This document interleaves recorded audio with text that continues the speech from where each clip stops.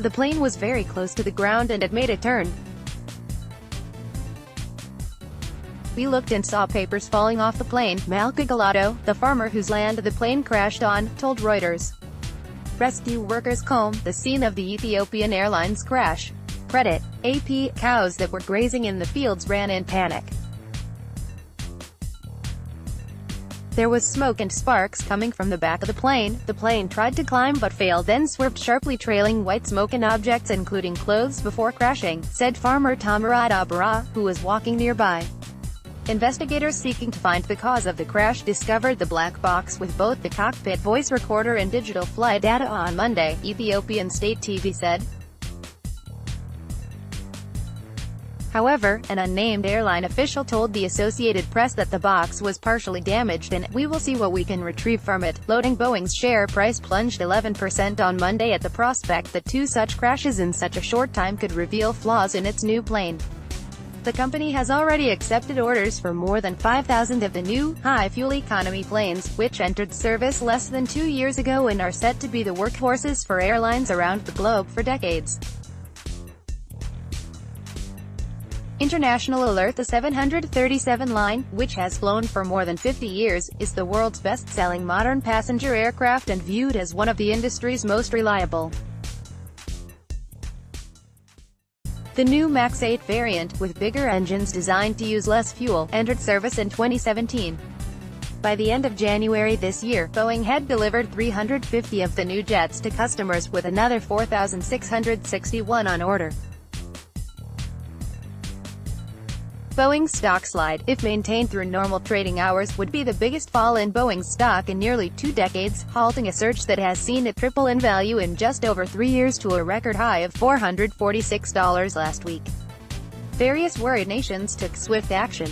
Ethiopian Airlines, which has 4 other 737 MAX 8 jets, said it was grounding them as a precaution.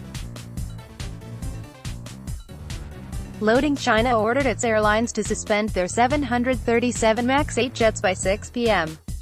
Noting that the accidents involving newly delivered planes had both taken place shortly after takeoff, the Civil Aviation Administration of China (CAAC) said it would notify airlines when they could resume flying the jets, after contacting Boeing and the U.S. Federal Aviation Administration (FAA). Indonesia, where a Lion Air 737 MAX 8 went down in October, also said it would temporarily ground the model for inspection.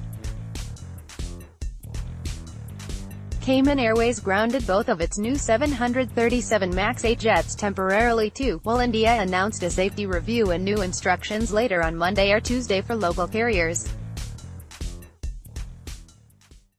Australia's number 2 airline, Virgin Australia, said it was too early to comment on whether its order of Boeing 737 MAX 8s will change. The airline has ordered 30 of the Boeing 737 MAX 8s and 10 Boeing 737 MAX 10s, with the first due to be delivered at the end of the year. In the U.S., Southwest and American Airlines, the biggest U.S. operators of the Boeing 737 MAX 8, said they stood by the new plane. Morning at the crash site, men in Red Cross jackets and face masks picked through a large crater, bagging body parts and items like clothing, boarding passes, serviettes and other personal effects. Red Cross workers combed the scene of the crash for evidence and personal belongings. Credit. Apt that included aid workers, doctors, professors of literature and botany, a law student, a newlywed woman, a father soon expecting a child, and a couple who recently had a baby. In Nairobi, a major hub for aid workers and diplomats in Africa, a summit opened with a moment of silence and tears for the UN members killed. "It is one of the biggest catastrophes we have had in years," said Michael Muller, UN head in Geneva.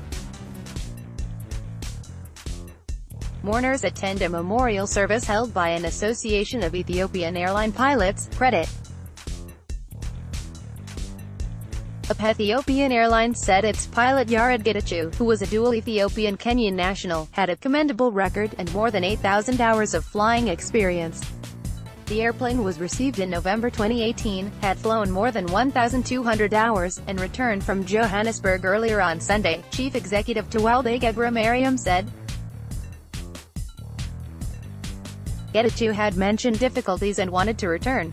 The flight had unstable vertical speed after takeoff, the flight tracking website Flight Radar 24 tweeted. The Sweden-based service said the aircraft had climbed almost 1,000 feet after taking off from Addis Ababa, a hot and high-altitude airport whose thinner air requires extra effort from an aircraft's engines. It dipped about 450 feet before rapidly climbing another 900 feet until the point where satellite tracking data was lost.